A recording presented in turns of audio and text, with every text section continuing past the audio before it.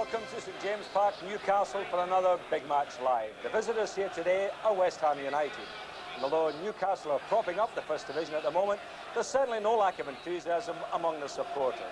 It's a real Geordie welcome not only to West Ham, but the rest of the country looking in. Well, it's an important game for both sides. Newcastle to get away from the bottom of that table, and of course West Ham to stay in touch with the leaders.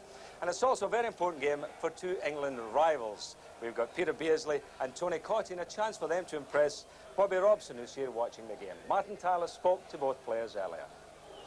Well, in fact, we've got two lads here who have been roommates on recent England trips. With Bobby Robson in the ground today, Peter, is there going to be a little bit of rivalry between the two of you?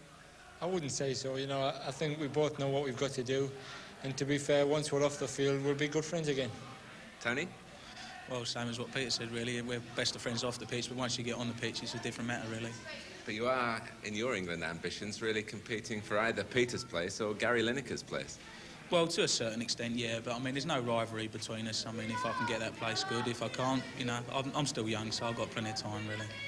The last time you played against West Ham, you ended up in goal. I suppose you don't want that to happen again today. No, especially the result. You know, if I end up in goal and we win, I wouldn't be so bad.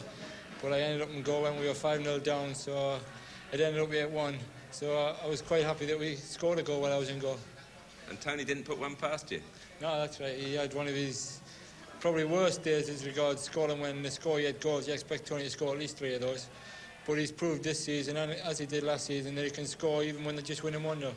One will do today, Tony. That's right, yeah. As long as we win, that's the main thing for us.